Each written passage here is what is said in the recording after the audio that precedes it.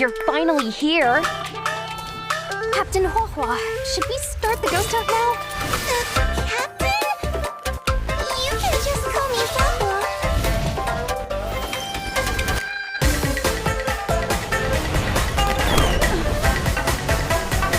Hops, hops, hops! Alam nyo ba, nang laro na yan ay ang Honkai Star Rail! Tara! Samahan nyo akong maglaro na ito! Eto na pala yung Honkai Star Rail. Sa mga hindi pala nakakaalam, itong Honkai Star Rail ay isang free-to-play, cross-platform RPG game.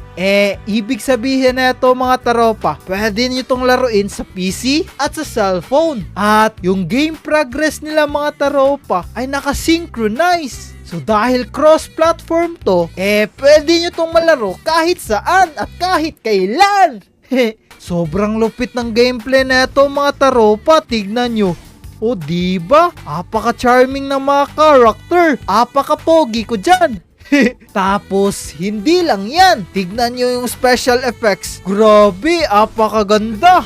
Tara, maghanap tayo ng kaaway. Tignan nyo, boom! Ang galing! Eto pa, meron akong ultimate. Gagamitin natin to. Apakalupit ni Sony! Paluin mo yan ni Sony! Boom! Pero hindi natin napatay.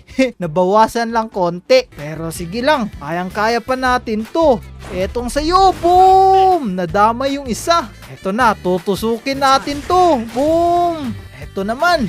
Papanain kita. Gagamitan natin to ng skill. Boom! Ganda! Apakalupit! Kaya kung ako sa inyo, mag-download na kayo neto.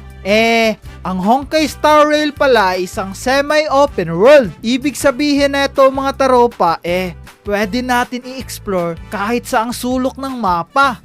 Pwede tayong pumunta dito, tignan nyo. Tapos, pwede nyo itong basagin itong mga chest na to. At meron kayong makukuhang mga item. Meron din ditong mga puzzle na pwede mong isolve. Eto, marami na akong mga items, oh. So, parang simple lang tong laro na to, diba? Pero, kailangan ninyong mag-isip dito para sa mga lineups ng character. Tignan nyo, meron akong 3 characters dito, oh. Pwede natin yung palit-palitan, oh. Diba? Apakaganda. Isa sa mga nagustuhan ko sa laro na to ay ang kanyang storyline. Sobrang ganda ng mga animation at sound design nila. Tignan nyo ha. Eto, meron akong mission dito. Tignan nyo. Tignan nyo yung animation. Sobrang ganda at sobrang lupit. Yep, we're from the Astral Express. Oh, tignan nyo yung mga boses. Apakaganda, diba? Pipindutin na natin to. At ngayon, ang Honkai Star Rail pala ay merong bagong 5-star character na ang pangalan ay Huhu. Si Huhu ay isang cute at magandang babae, ngunit ang pinaka-special niya talaga ay ang kanyang maliwanag na buntot. Itong design na to, nagdadala to ng mystery sa karakter niya na magbibigay sa mga player ng kakaibang experience. Si Huhu pala ay may isang introvert na personality. Para siyang isang matikas na teenager na babae at madaling matakot. Ngunit kapag kasama niya ang kanyang team, siya ay isang malupit at maangas na character. Apakalupit, diba? In terms naman sa combat, si Huhu ay isang wind-type support character. Ang role niya ay mag-heal sa kanyang kakampi. Magbibigay din siya ng mahalagang attacks at energy buffs para lumakas yung buong team. Ibig sabihin, very useful talaga tong character na to. Bilang isang player ng Honkai Star Rail, nagustuhan ko talaga yung pagdagdag nila kay Huhu sa laro na to. Ang pag-design kasi sa character na to ay kakaiba. Hindi lang sa design, pati yung story niya sobrang lupit. Ito yung patunay na malupit talaga tong laro na to, itong Honkai Star Rail na to. Pero wait, hindi lang yan.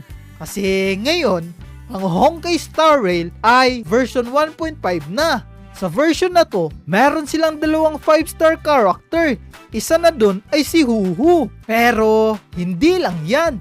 Kasi sa version na to, pwede nyo ma-experience yung isang 4-star character na nagngangalang Hanya.